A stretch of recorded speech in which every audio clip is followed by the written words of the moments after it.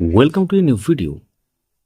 প্রাথমিক শিক্ষা পর্ষদের অফিসিয়াল ওয়েবসাইটে 3টি গুরুত্বপূর্ণ নোটিফিকেশন প্রকাশ হয়েছে কিছুক্ষণ আগে।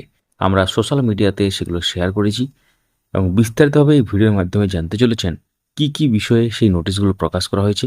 নোটিশগুলো খুবই গুরুত্বপূর্ণ চাকরি প্রার্থীদের জন্য, তো অবশ্যই সঙ্গে থাকুন, দেখতে থাকুন। যারা ইউটিউব থেকে দেখছেন আমাদেরকে সাবস্ক্রাইব করে রাখুন, যারা ফেসবুক বা সোশ্যাল মিডিয়া থেকে দেখছেন পেজটিকে ফলো করে রাখুন। শুরু করা যাক। তো আমরা এখন চলে এসেছি wbp.wb.gov.in এবং তারপর নোটিশ সেকশনে চলে এসেছি। নোটিশ সেকশনে গেলে দেখতে পাবো, এখানে দেখতে পাচ্ছেন 25/6/2026-এর 3টি গুরুত্বপূর্ণ নোটিশ।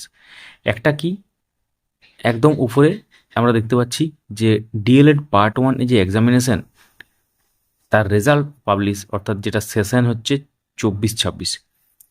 আর তারপরে আমরা কি দেখতে পাচ্ছি, এখানে একটা আছে পার্ট 2 এক্সামিনেশন ডিএলএড 23-25 ব্যাচের এবং রেজাল্ট তার পাবলিশ। এই রেজাল্ট পাবলিকেশনটা নিয়োগের সাথে কতটা গুরুত্বপূর্ণ সেটা আমরা ভিডিওর লাস্টে আলোচনা করব।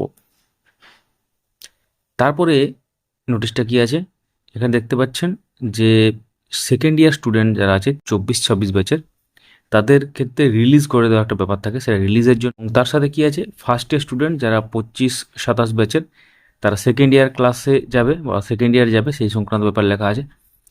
চলুন তাহলে একদম ডিটেলসে জেনে নেওয়া যাক।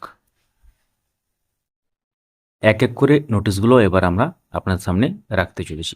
দেখতে পাচ্ছেন এখানে first year result DElEd part 1 24-26 ব্যাচের এবং এই রেজাল্টের যে ব্যাপার সেটা দেখতে পাচ্ছেন যে যেটা আগস্ট 2025-এ পরীক্ষা হয়েছিল এবং রেজাল্টের লিঙ্কের ব্যাপারটাও কিন্তু দেওয়া আছে। 25শে জুন বা আজ থেকে কিন্তু রেজাল্ট দেখা যাবে, অর্থাৎ ইম্পর্ট্যান্ট লিঙ্ক সেকশন যেতে হবে এবং তারপর ডিএলএড যে পার্ট 1 এক্সামিনেশন 2024 সেটা সিলেক্ট করতে হবে, তারপর কিন্তু এখানে দেখা যাবে এবং তার সাথে পার্টিকুলার কিছু ব্যাপার লেখা আছে সেগুলো স্ক্রিনে আপনারা দেখতে পাচ্ছেন।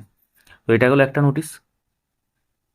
এরপরে আমরা দেখে নিই ডিএলএড পার্ট 2 এক্সামিনেশনের যে রেজাল্ট সেই সংক্রান্ত ব্যাপার, সেই সেমভাবে দেখতে হবে।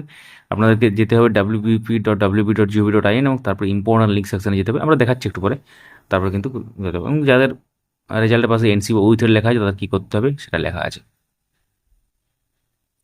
এরপর আসছে রিলিজের ব্যাপারে, অর্থাৎ 24-26 ব্যাচকে রিলিজ দেওয়া ব্যাপারে লেখা আছে এবং তার সাথে 25-27 ব্যাচ বা তার পরবর্তী যে ব্যাচ তাদেরকে সেকেন্ড ইয়ারে ক্লাসের জন্য উত্তীর্ণ করা হচ্ছে, বা এক্ষেত্রে ফার্স্ট ইয়ারকে সেকেন্ড ইয়ারে উত্তীর্ণ করা হচ্ছে এক কথায়, বা অ্যাডমিট করা হচ্ছে এই ব্যাপারটা।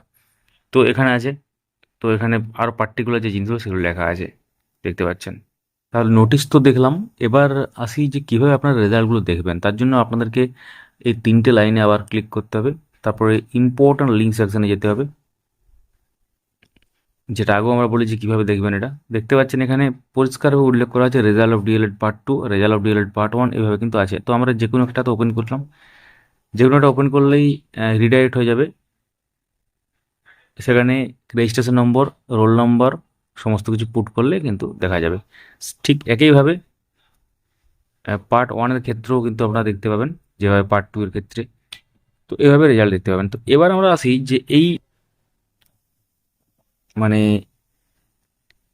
রেজাল্টগুলো কেন ইম্পর্ট্যান্ট, অর্থাৎ প্রত্যেকটি সেশনের রেজাল্ট কেন ইম্পর্টেন্ট। আপনারা জানেন যে একটা নিয়োগ প্রক্রিয়া অংশগ্রহণ করতে হলে সেখানে অনেক ব্যাপার থাকে এবং সেখানে যদি ফাইনাল রেজাল্ট বেরিয়ে যায় এবং কোনো ব্যাচকে যদি রিলিজ দিয়ে দেওয়া হয়, সেই সব ব্যাচ পুরোপুরিভাবে নিয়োগের জন্য প্রস্তুত বা টেট পাস তারা যদি করে এবং তার সাথে ডিএলএড থাকে তাহলে তো এলিজিবল এই ইন্টারভিউতে পার্টিসিপেট করার জন্য, ইন্টারভিউ অ্যাপটিটিউড টেস্ট বিভাগ যায় বলুন।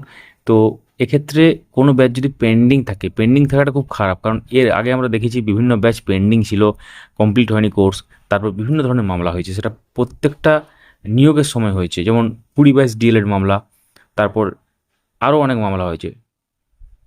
তো সেই সব মামলাগুলো মানে তো অনেক দিন টাইম লাগে এগুলো মামলাগুলো একদম চূড়ান্ত নিষ্পত্তি হতে, ততক্ষণে নিয়োগ প্রক্রিয়া সম্পন্ন হয়ে যায়, অনেক কিছু অসুবিধা হয়। সেই জন্য আগের থেকে এগুলো রিলিজ বলুন বা রেজাল্ট বেরোনো বলুন এগুলো হয়ে থাকলে ভালো। তাহলে কি এক্ষেত্রে নিয়োগের সংকেত নতুন বা যে থেমে থাকা যে নিয়োগ প্রক্রিয়া আছে, তো সেই থেমে থাকা নিয়োগ প্রক্রিয়াটা কিন্তু খুব শীঘ্রই শুরু হবে এবং নতুন নিয়োগের জন্য কিন্তু এইসব রেজাল্ট বেরোনো খুবই দরকার।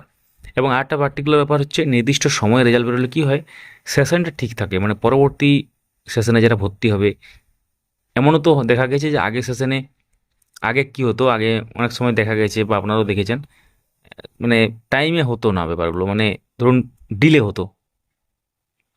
17-19 সাপোজ ব্যাচ, তার 19 সালে শেষ হয়ে যাওয়ার কথা পুরোপুরি।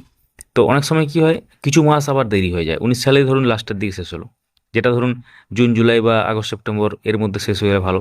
তো পরীক্ষাগুলো ডিলে হতো, অনেক ব্যাপার হতো, কিন্তু সব কিছু তারপরে অনেকটা ঠিক হয়েছিল। তো এখন আমরা আশাবাদী যে সব কিছু ঠিক হবে, এখন দেখা যাক কী হয়। তো ব্যাপারটা হচ্ছে এটাই।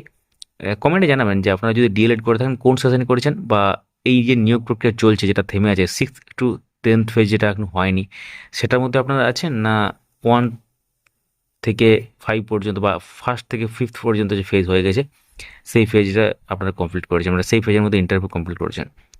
কোন জেলা থেকে দেখছেন অবশ্যই জানাবেন। ভিডিওটি লাইক করুন, সবার সাথে শেয়ার করুন। যারা ইউটিউব থেকে দেখছেন হাইপ অপশানটিকে কাজে লাগান। ধন্যবাদ।